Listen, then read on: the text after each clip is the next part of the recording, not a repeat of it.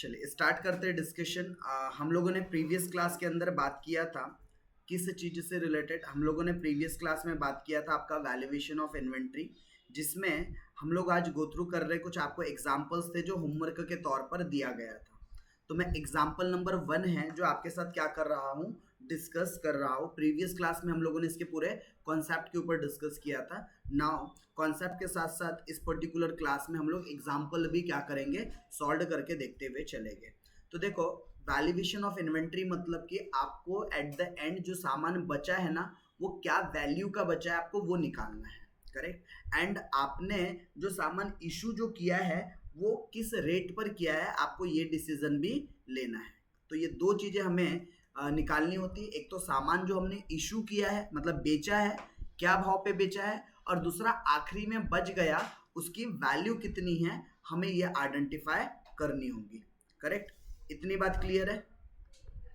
सो हम आगे बढ़ते हैं और आगे हम लोग डिस्कस कर रहे हैं किससे रिलेटेड। ये आपका एग्जाम्पल नंबर 1 है, इसको कैसे सॉल्व करेंगे। तो पहले एक बार मैं पहले क्वेश्चन पूरा थॉरोली रीड कर दूं, वहां से समझ में आ जाएगा सॉल्व क्या करना है। तो एग्जाम्पल के अंदर आप लोगों को क्या क्या डेटा दिया गया है, आपको बताया गया है आपने सामान परचेस कितनी क्वांटिटी की है और क्या रेट से की है, और उसको बेचा कब है, इशूड कब किया है आपने।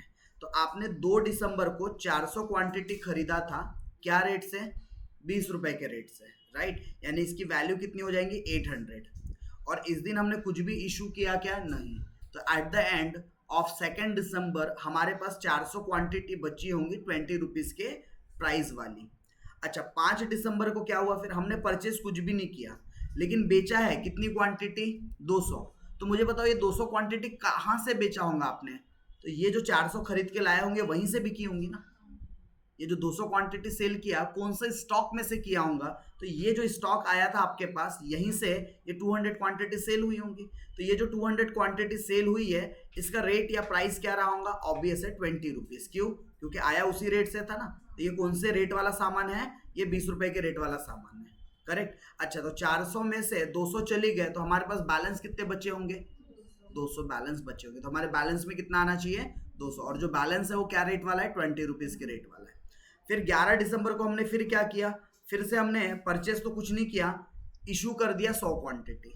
अच्छा, ये 100 क्वांटिटी कहाँ से इशू हुआ होगा, वही जो आपके 400 आए थे उसमें से पहले 200 चली गए, 200 अभी भी तो बैलेंस थे, तो उसमें से और 100 निकल गया सामान, राइट। तो ये भी क्या रेट से इशू हुआ होगा, 20 रुपीज के। अच्छा, यानी कि टोटल 400 में से टोटल 300 इशूड हो गया है, तो बचा कितना, 100। क्या रेट से वाला है वो, 20 रुपीज, करेक्ट। अच्छा, फिर 19 तारीख को आप 600 खरीद के लाए, मतलब पुराने 100 बचे ही थे। जो पुराने 100 बचे थे याद रखना 20 रुपए के रेट वाले हैं, और ये 600 और आ गए 18 रुपए के रेट से। मतलब टोटल क्वांटिटी कितनी हो गई, 700। 100 क्वांटिटी क्या रेट वाले है, 20, और ये 600 क्वांटिटी क्या रेट वाले, 18। डन यहां तक के। अच्छा, फिर उसके बाद इस दिन तो इशू कुछ नहीं हुआ, लेकिन 22 तारीख को आया कुछ नहीं, लेकिन हमने इशू किया 600। अब ये 600 कहां से इशू करेंगे, तो अब यहां पर अभी तक तो सब स्मूथली चल रहा था, क्यों, क्योंकि आपके पास ऑप्शन नहीं था। अब ये जो 600 इशू हुआ, हम कौन सा मेथड यूज कर रहे हैं, फीफो। फीफो मेथड बोलता है फर्स्ट इन फर्स्ट आउट। जो सामान पहले आया था ना वो पहले बेचो। बहुत सारे स्टॉक्स दुकानदार क्या करते, पुराना माल पहले बेचते हैं, यानी जो पहले माल आया था वो पहले निकालो। तो हमारे पास ये 600 क्वांटिटी बिका, तो कहां से बिका होगा, हमारे पास टोटल 700 क्वांटिटी थी, याद है। 100 क्वांटिटी 20 रुपए के रेट की और 600 क्वांटिटी 18 रुपए के रेट की। तो ये जो मैं 600 इशू करूंगा ना, ये कैसे करूंगा, पुराने वाले 100 पहले दे दूंगा और 500 ये 600 में से निकाल कर दे दूंगा। तो ये जो 100 इशू हुआ क्या रेट वाला था, 20, और 500 जो इशू होगा वो क्या रेट वाला होगा, 18। मतलब टोटल 700 में से 600 चली गए, स्टिल अभी भी 100 बचे, लेकिन अब जो 100 बचे है ना वो ये 18 रुपए के भाव वाले बचे, करेक्ट। और फिर हमने और 100 क्वांटिटी खरीद के लाया 15 के भाव से, यानी मेरे पास अब टोटल 200 क्वांटिटी बची है। एक बची है 100 क्वांटिटी 18 रुपए के रेट की, और एक 100 क्वांटिटी बची है 15 रुपए के रेट की। अब 31 तारीख को हमने क्या किया, पूरे ही 200 क्वांटिटी इशू कर दिया। तो पहले कौन सी क्वांटिटी इशू हुई होंगी, वो 100 क्वांटिटी 18 रुपए के रेट वाली इशू हुई होंगी, और फिर 100 क्वांटिटी 15 रुपए वाली भी इशू हुई होंगी। तो हिसाब किताब यहाँ पूरा खत्म, मतलब आखिरी में हमारा कुछ बचा ही नहीं, जितना हमने परचेस किया था उतना ही हमने इशू कर दिया, राइट। इतनी बात समझ में आई? बस इसी को आप प्रेजेंट कैसे करेंगे, तो इसका प्रेजेंटेशन हम लोग करेंगे इस तरीके से। सबसे पहले हम लोग हेडिंग दे देंगे statement of valuation of inventory, या इसी को हम लोग क्या भी बोलते हैं, स्टोर लेजर एडजस्टमेंट। स्टोर मतलब ही जहां से सामान का आना और जाना होता है उसी को हम स्टोर बोलते हैं, जहां इन्वेंट्री को हम क्या करते हैं, इशूड और रिसिप्ट जहां से होती है। और कौन सा मेथड यूज कर रहे हैं हम लोग, फीफो। फीफो मेथड क्या बोलता है, फर्स्ट इन फर्स्ट आउट। और कौन से मंथ के लिए है ये, for the month of December, right. तो मैंने कॉलम मेंटेन किया डेट के लिए, यहाँ पूरे डेट लिखूंगा।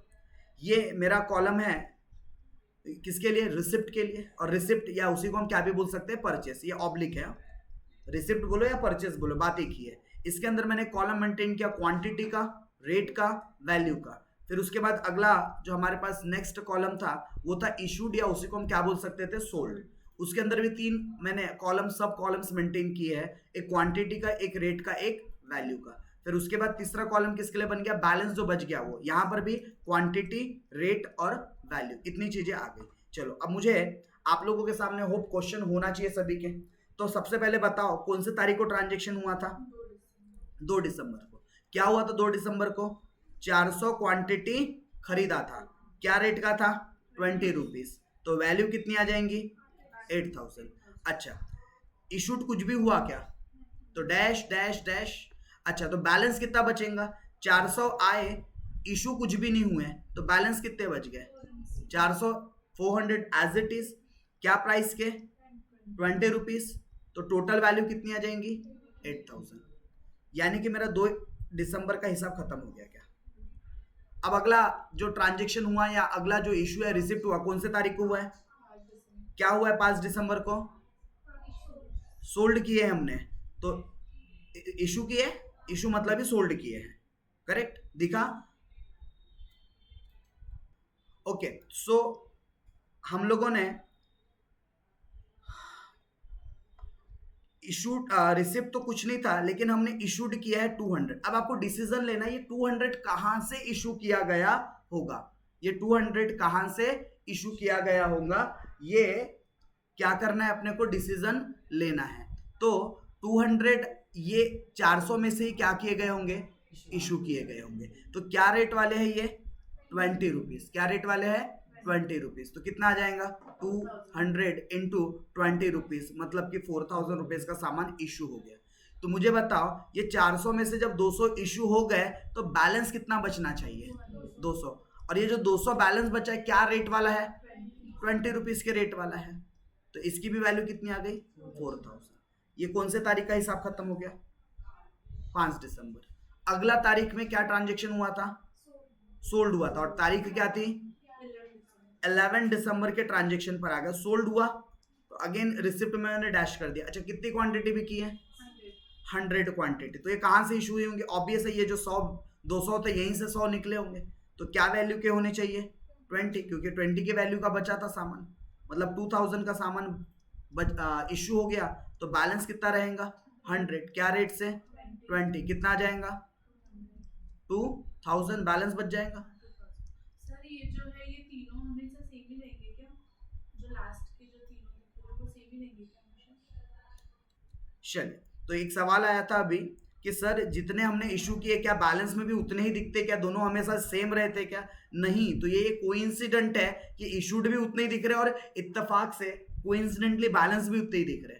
तो अपना माइंडसेट ऐसा ना बनाना कि जितने इशूड होते होंगे उतनी बैलेंस बचते होंगे या जितने रिसिप्ट आते होंगे। ये जस्ट एक कोइंसिडेंटली इस प्रॉब्लम के अंदर हो रहा है, हर प्रॉब्लम में नहीं होगा। आपको एक बस प्रोसेस समझने की कैसे हम इशूड और कैसे बैलेंस निकाल रहे हैं। ये कौन से तारीख तक का हिसाब हो गया, 11 दिसंबर तक का। चलो 11 दिसंबर के बाद नेक्स्ट ट्रांजेक्शन कौन से तारीख को हुआ है, 19 दिसंबर को परचेस किया था, सेल किया था।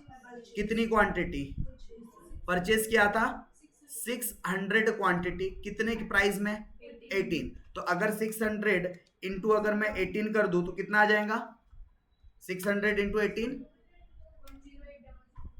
10800। इशू कुछ भी हुआ क्या, नहीं। अब मेरे पास बैलेंस क्या बचा है, जरा ध्यान देना। ये पुरानी 100 क्वांटिटी बची है क्या अभी भी, ये पुरानी 100 क्वांटिटी क्या रेट वाली थी, 20 रुपए वाली। मतलब ये 2000 का सामान बचा है।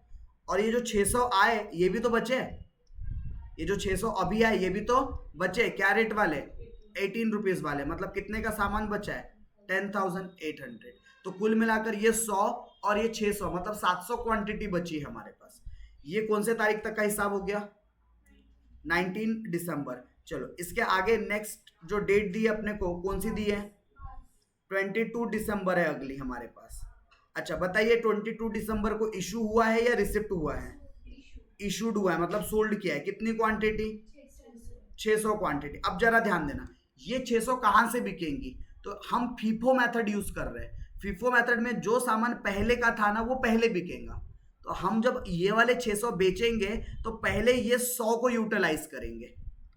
अच्छा तो 600 में से ये 100 यूटिलाइज हो गया, और अभी भी और कितने इशू करने बाकी है, 500 और बाकी है, 500 और बाकी है, तो वो 500 हम यहां से इशू कर देंगे।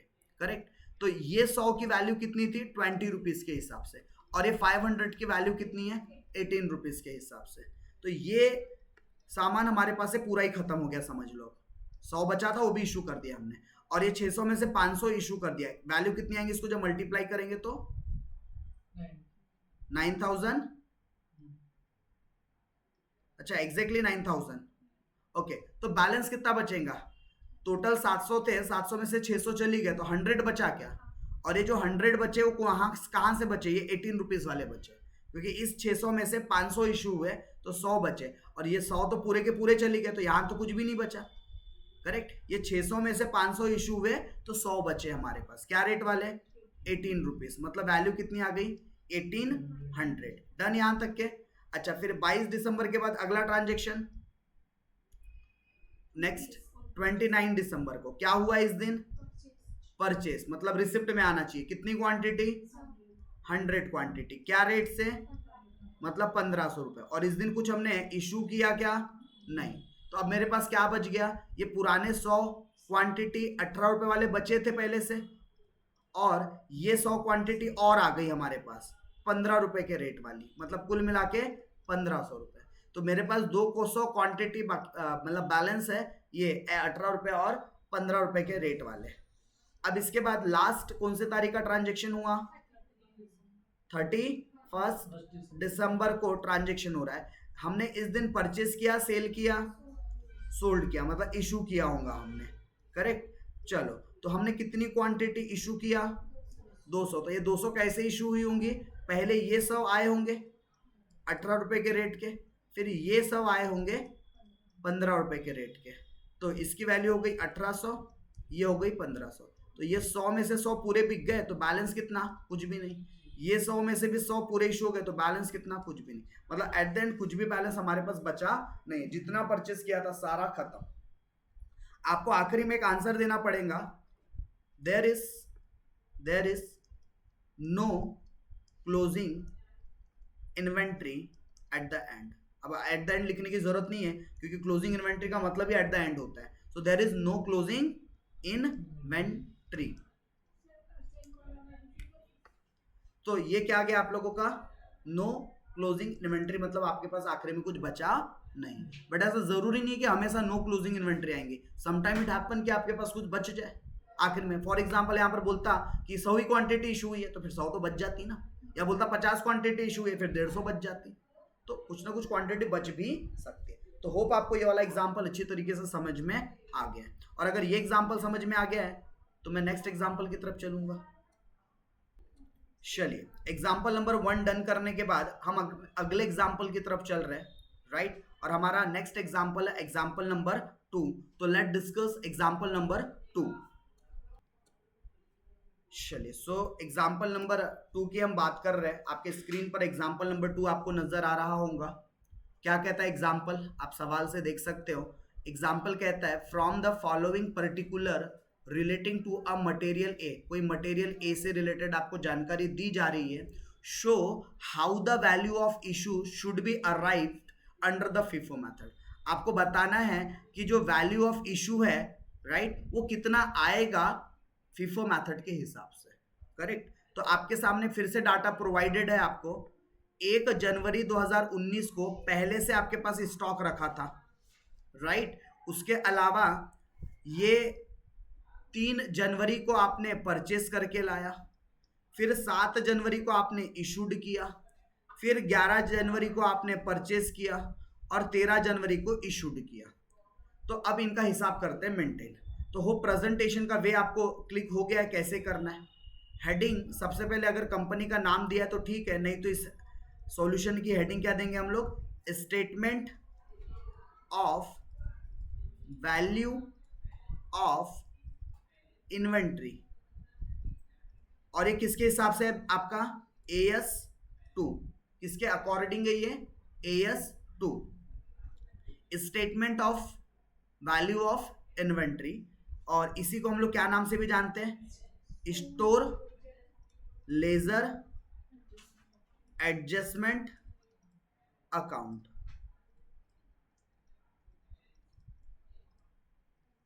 Correct, okay. और हम कौन सा मेथड यूज करने वाले हैं, FIFO, मतलब कि first in first out method. हम इस मेथड का इस्तेमाल करने वाले हैं एंड होप कि आप लोगों को अच्छा कौन से ड्यूरेशन के लिए बना रहे हैं अपन, तो for the month of January, क्योंकि सारी इंफॉर्मेशन जनवरी 2019 की है। तो for the month of January 2019।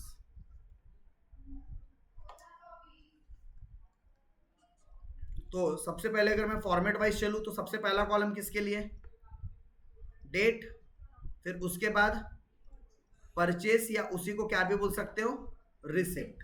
फिर इसके अंदर 3 सब कॉलम आएंगे, कौन कौन से, क्वांटिटी, रेट और वैल्यू। Very good. फिर इसके बाद अगला कॉलम किस चीज के लिए रहेगा, इशूड, क्वांटिटी, रेट और वैल्यू। डन यहां तक।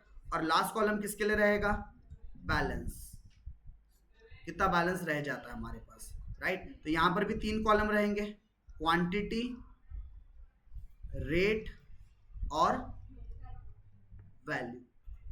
चलिए, इतना हमारे सामने डेटा अवेलेबल है। अब मैं जैसे ही आगे स्टेप बढ़ाता हूं तो सबसे पहले 1 जनवरी 2019 को देखो जरा सवाल में क्या डेटा दिया है आपको। अच्छा, परचेस था क्या, क्या सेल था क्या, ना ही परचेस ना ही सेल, बैलेंस था आपके पास पुराना। तो आप सीधा सीधा ओपनिंग बैलेंस यहाँ पे लिख सकते हो, चाहो तो इसको रिसिप्ट में भी लिखा जा सकता था या सीधा बैलेंस से ही लिखने की शुरुआत करो। 2 तरीके थे आपके पास, या तो रिसिप्ट में यहाँ लिख दो तो अल्टीमेटली यहाँ पे भी आ ही जाता, या फिर डायरेक्टली यहीं पे लिख दो क्योंकि बैलेंस सही है।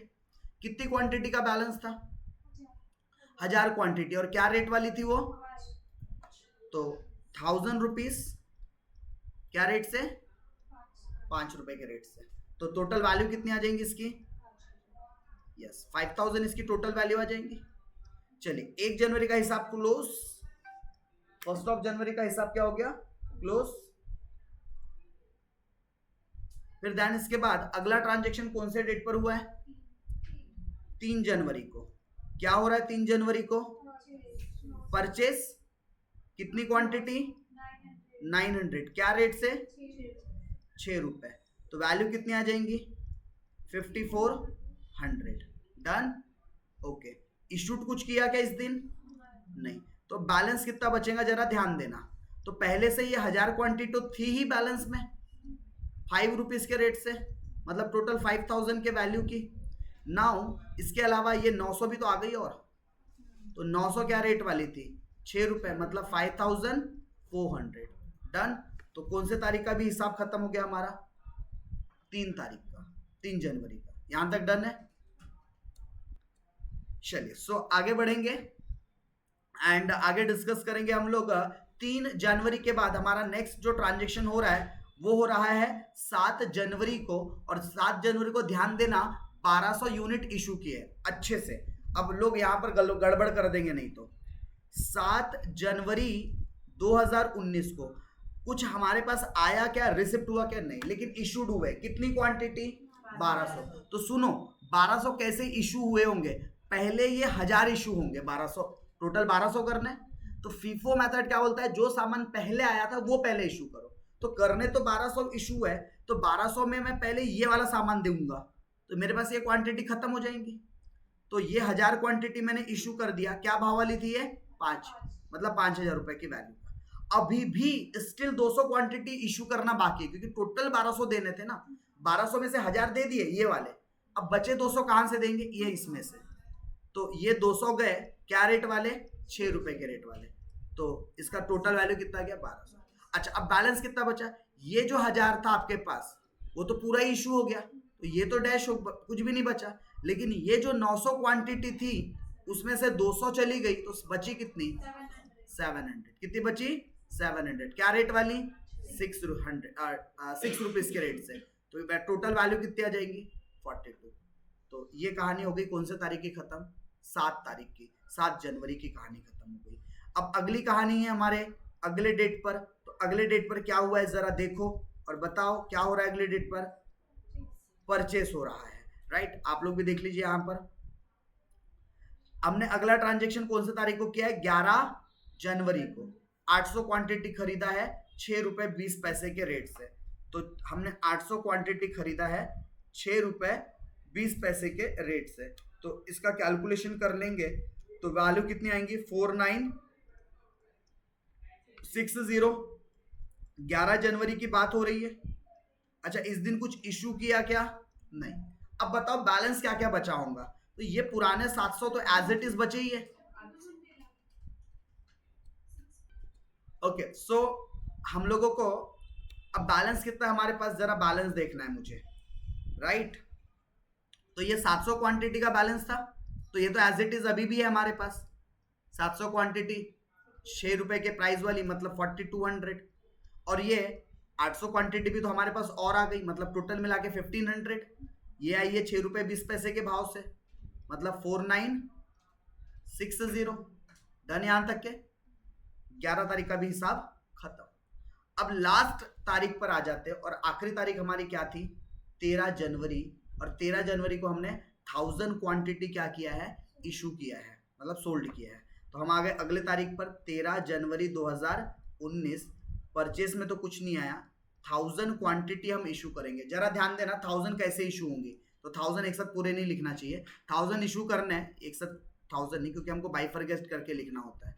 तो देखो मैं 1000 इशू करूंगा तो ये पहले 700 में से माल इशू होगा, तो पहले कितनी क्वांटिटी इशू हो गई मेरी 700, ये 700 क्या रेट वाली थी, ये 6 रुपए। अभी भी और कितना सामान बाकी है जो इशू करना था, टोटल 1000 क्वांटिटी करना है, 1000 में से ये 700 तो इशू हो गए, स्टिल अभी और कितने इशू करने बाकी है 300, जो किस रेट से होंगे, यहां से होंगे 6.20, तो इसकी वैल्यू कितनी आ गई 4200, और इसकी वैल्यू कितनी आ जाएंगे 300 इंटू 6.20, तो 1860, राइट। तो बैलेंस क्या बचेगा, ये 700 तो पूरा ही खत्म हो गया, और ये 800 में से भी 300 गए, तो बचे कितने 500, क्या रेट वाले 6.20, तो 500 इंटू 6.20 अगर करूं तो वैल्यू कितनी आ जाएंगी 3100, 3100, क्या आ गया आपका ये total value at the end. तो अब आपके आखिरी में क्या लिखोगे, as per FIFO method, as per FIFO method value of 500 quantity at the end rupees 3100, और ये 3100 कैसे आया आपका, तो ये आया 500 क्वांटिटी को आपने कौन से रेट से कंसिडर किया है, 6 रुपीज 20 पैसे के रेट से कंसिडर किया है, तो ये वैल्यू का आपके पास सामान बचा है जिसकी ये कॉस्ट प्राइस थी। डन, समझ में आया अभी कैसे कैलकुलेशन हो रहा है। चलिए हम डिस्कस कर रहे हैं आपके साथ एग्जाम्पल नंबर 3, करेक्ट। तो सारे लोगों का ध्यान होना चाहिए काय पे, एग्जाम्पल नंबर 3 पर। तो एग्जाम्पल नंबर 3 क्या बोलता है, यूजिंग फीफो, राइट, क्या कह रहा है question, using FIFO method prepare store ledger account. कुछ लोग ये नाम को देखकर कंफ्यूज हो जाते हैं, सर हमको तो सिखाया नहीं किसी ने स्टोर लेजर। बेटा जो आप स्टेटमेंट बनाते हो ना उसी को स्टोर लेजर, जो अपन बोलते हैं ना स्टोर लेजर एडजस्टमेंट अकाउंट, वही है, कोई नई चीज नहीं है। ओके, सितंबर का महीना है, 2019 साल है और 1 तारीख की बात है। ओपनिंग स्टॉक मतलब पहले से आपके पास 1200 क्वांटिटी रखी हुई थी, क्या रेट से? 14 रुपए। उसके अलावा आपने 3 सितंबर को 600 क्वांटिटी परचेस किया, मतलब 1200 प्लस 600 टोटल 1800 हो चुके हैं। 5 जनवरी को इशू किया 1000। ये 1000 कहाँ से इशू हुए होंगे? इस 1200 में से। जो पहले आएगा वहां से पहले माल बिकेगा। मतलब इस 1200 में से 1000 इशू है, मतलब अभी भी ये 200 बचे हैं और ये 600 तो जैसे कि वैसे अभी भी बचे हैं, राइट। अच्छा, उसके अलावा फिर और 1800 परचेस करके लाया, मतलब पुराने 200 तो थे ही, 600 और थे ही, और 1800 आ गए, मतलब टोटल 2600 क्वांटिटी हो गई। फिर इशू किया हमने कितनी क्वांटिटी? 1200। तो ये जब 1200 इशू किया होगा तो पहले ये 200 यूज किया होगा, फिर उसके बाद के ये 600 भी यूज किया होगा, तो 6 2 8 यूज हो गए। स्टिल अभी भी 400 और इशू करने बाकी है, तो वो 400 यहां से इशू किया होगा। इस तरीके से पूरे 1200 इशू होते हैं। तो 1800 अब बचा क्या होगा इस डेट के बाद? 1800 में से 400, मतलब स्टिल आपके पास 1400 क्वांटिटी अभी भी बैलेंस होंगी। फिर 400 और इशू किया तो पुराना माल तो पूरा खत्म हो चुका है, जो भी इशू करोगे अब 400 इसी में से करना पड़ेगा। और उसके बाद कितने बचेंगे? 1000 बचेंगे। 1000 में से फिर 800 आपने और खरीद के लाया तो 1800 हो गए, और वो 1800 में फिर 1000 चली गए, तो 1000 कौन से? ये वाले चली गए होंगे। यानी आपके पास जो आखिरी में बचेगा ना वो 800 क्वांटिटी बचेगा, और जो 800 क्वांटिटी होगा ये 18 रुपए के रेट वाला होगा, दैट्स इट। लेकिन इसी को हमको अब सिस्टमैटिक प्रेजेंटेशन करके दिखाना। आंसर तो निकल गया। Value of inventory at the and कितनी आने वाली है? 800 इंटू 18 रुपए, मतलब कि 14,400 एट द एंड आपको closing stock at the end of the period आपको मिल जाएगा।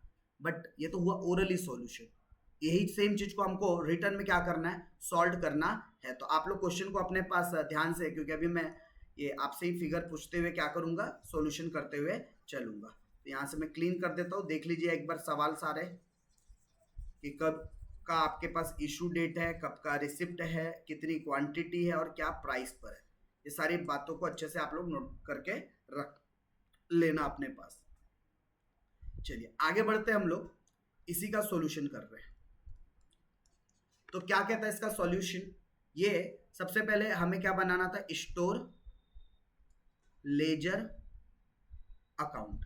अब यहां मैंने एडजस्टमेंट वर्ड यूज इसलिए नहीं किया क्योंकि सवाल में उन्होंने स्टोर लेजर अकाउंट पूछा था, इसीलिए। अच्छा, कौन सी मेथड से बन रहा है? First in first out method, first in first out method. और कौन से मंथ के लिए बन रहा है? For the month of September 2019। Done. सबसे पहला कॉलम डेट, दूसरा कॉलम परचेस्ड या इसको इशू भी बोल सकते हो, next column sold, sorry purchased या क्या बोल सकते हैं इसको? रिसिट बोल सकते हैं, सॉरी। और सोल्ड या इसको क्या बोल सकते हो? इशूड। और लास्ट में क्या बच जाएगा? बैलेंस बच जाएगा। तो ये तो हो गई आपकी मेन कॉलम्स। डेट को मैंने छोटा सा जगह दे दिया, रिसिप्ट के लिए थोड़ी सी जगह रख दिया, इशूड के लिए जगह है और बैलेंस के लिए जगह है। अच्छा, इसके अंदर हमको इनके 3 पर सब पार्ट्स करने हैं क्या?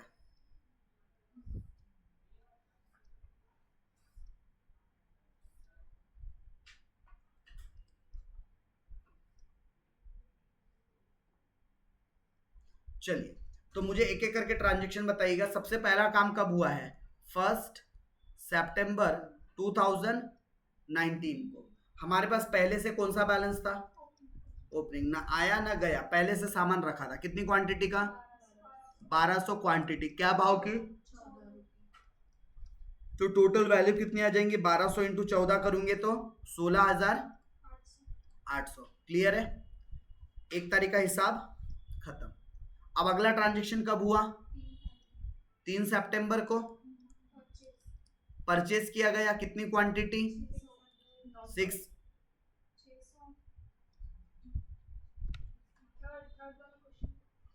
एग्जाम्पल नंबर 3 चल रहा है हमारा। 600 क्वांटिटी परचेज किया, क्या रेट से? मतलब टोटल वैल्यू कितनी आ जाएंगी? 9000। फिर उसके बाद अब बचा क्या है हमारे पास? तो ये 1200 और ये जो 600 है ये भी तो बचे। तो 1200 जो क्वांटिटी क्या रेट वाली है? 14 रुपए। और ये 600 क्वांटिटी क्या रेट वाली है? 15। तो इसकी वैल्यू आ गई 16,800 और इसकी 9000। तो कौन से तारीख तक का हिसाब हो गया हमारा? 3 तारीख तक का। अच्छा 3 के बाद अगला ट्रांजेक्शन, 3 के बाद अगला ट्रांजेक्शन 5 तारीख, राइट, 5 सितंबर 2019। तो 5 सितंबर 2019 को क्या हुआ, इशूड हुआ। कितनी क्वांटिटी, 1000। तो ये 1000 कहाँ से इशूड किया गया होगा, तो ये जो 1200 थे ना ये, उसमें से 1000 इशूड हुए हैं। क्या भाव वाले होंगे, 14 रुपए। तो यानी कि अपने पास क्वांटिटी कितनी बच जाएंगी, 1200 में से 100 गए तो सॉरी 100 बोलता हूँ, 1000 गए तो कितने बचे, 200। क्या रेट वाले, 14। तो वैल्यू कितनी आ जाएंगी, 2800। ठीक है। अब उसके अलावा ये 600 भी तो एज इट इज बचा है, तो वो भी लिख लो 15 रुपए के भाव से। कौन से तारीख तक का हिसाब खत्म हो गया हमारा, कौन से तारीख तक का, 5 तारीख तक का हिसाब डन। अब इसके बाद अगला जो हिसाब है वो कौन से तारीख का है, 7 सितंबर को 2019। क्या किया हमने, परचेज, कितनी क्वांटिटी, 1800 क्वांटिटी। 1800 क्वांटिटी है जो हमने क्या किया हुआ है, परचेज किया हुआ है, राइट। ओके, सो क्या रेट से परचेज किया है, 16। तो वैल्यू कितनी आ जाएंगी, 1800 इंटू 16, तो 28,800। इशू कुछ भी हुआ क्या, नहीं। तो बचेगा क्या क्या आखिरी में, तो हमारे पास ये पुराना 200 भी बचा है 14 रुपए के भाव वाला, ये 600 भी बचा है 15 रुपए के भाव वाला, और ये 1800 भी आ गया हमारे पास 16 रुपए के रेट वाला। तो इतनी चीजें हमारे पास बची है। इसकी वैल्यू आ जाती है 2800, इसकी आ जाती है 9000, और इसकी आ जाती है आपकी 28,800। डन यहां तक के। तो ये हो गया हमारा हिसाब कब तक का, 7 सितंबर तक का। अब 7 सितंबर के बाद अगला डेट देखो और जरा मुझे बताओ, 8 सितंबर।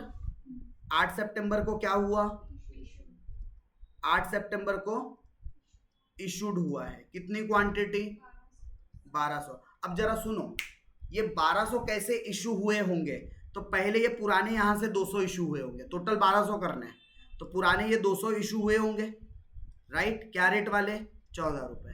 फिर अभी भी हमको टोटल कितने इशू करना है, 1200। तो 1200 में से 200 हो चुके हैं, अभी भी 1000 और बाकी है करना, तो वो 1000 में से ये 600 भी और इशू हो गए, राइट, 15 रुपए के रेट के। स्टिल अभी भी कितने बाकी है, 800 ही हुए, अपने को टोटल 1200 करने थे।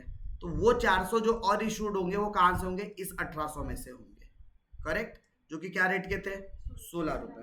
तो इसकी वैल्यू कितनी आ गई, 2800, इसकी 9000 और इसकी 6400। तो बैलेंस क्या बचेगा, 8 तारीख के एंड में ये 200 तो रहा नहीं अपने पास, ये 600 भी नहीं रहा अपने पास, ये 1800 में से 400 चली गए, तो 1400 बचे, वो भी क्या भाव से, 16 रुपए। तो 1400 इंटू 16, 22,400। डन। कौन सी तारीख तक का हिसाब मिल गया, 8 सितंबर।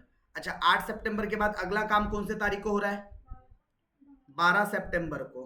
क्या हुआ 12 सितंबर को, इशूड हुआ है, कितनी क्वांटिटी, 400। तो ये 400 कहां से इशू होंगे, यहीं से 16 रुपए के रेट से, बराबर। तो अपने पास बचेगा कितना, 1400 में से ये 400 गए तो बचे कितने, क्या रेट वाले, मतलब टोटल वैल्यू कितनी आएगी, 1600, सॉरी 16,000, करेक्ट है, राइट। तो कौन से तारीख तक का हिसाब मिल गया अपने को, 12 सितंबर। फिर 12 के बाद अगला कहानी 23 की। चलो उधर भी चलते हैं, 23 सितंबर पर आ गए हम लोग। अब बताइए 23 सितंबर को परचेस या सेल, कितनी क्वांटिटी, 800 क्वांटिटी। क्या रेट से, 18, मतलब 800 इंटू 18 करोगे तो 14,400 आएगा, ठीक है। फिर हमारे पास बचा क्या क्या है, ये पुराना 1000 एज इट इज बचा है क्या अभी भी,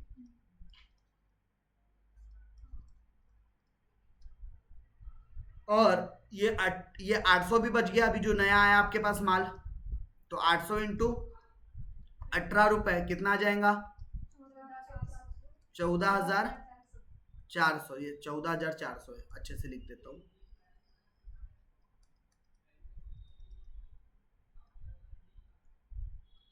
14,400, ठीक है। ये कौन सी तारीख का हिसाब खत्म हो गया? 23 के बाद अगला ट्रांजेक्शन 27 को क्या हुआ? सोल्ड। कितनी क्वांटिटी सोल्ड हो गई? कितनी? 1000 क्वांटिटी। तो ये 1000 कहाँ की रही होंगी? ये 16 रुपए के रेट से 16,000। तो बैलेंस क्या बच जाएगा हमारे पास? ये बस 800। 800 का बैलेंस है 18 रुपीज के हिसाब से 14,400 इसकी वैल्यू होती है। सो ये आपका 27 तारीख का हिसाब भी खत्म। क्या 27 के बाद और कोई तारीख थी? नहीं। तो वैल्यू ऑफ इन्वेंट्री इज 1400 बोल रहा हूं। Value of inventory is 14,400 rupees. तो वैल्यू ऑफ इन्वेंट्री कितना आ गया आपके पास? 14,400। और उसका अगर डिटेल बताना तो बता दो। 800 क्वांटिटी थी 18 रुपए के प्राइस की, correct. 800 quantity at the rate 18 rupees. तो इस तरीके से ये कौन सा एग्जाम्पल सॉल्व होता है आपका? Example number 3, right. यही क्वेश्चन मैंने आपको प्रीवियस सेशन के अंदर क्या दिया था? एज अ होमवर्क दिया था। चलिए, इसके बाद हमें आगे और कुछ क्वेश्चंस है जो क्या करना है? गो थ्रू करना है। तो उम्मीद करता हूं यहां तक के सारे क्वेश्चंस आप आराम से इजीली सॉल्व कर सकते हो। नाउ इसके बाद हमें अगले जो क्वेश्चन सॉल्व करने हैं वो है example number 5, example number 6। Again यहाँ पर भले ही आपको वेटेड एवरेज बोला है, बट मैं आपको रिकमेंड करूंगा कि एक बार आप फीफो पर अपनी ग्रिप अच्छी कर लो।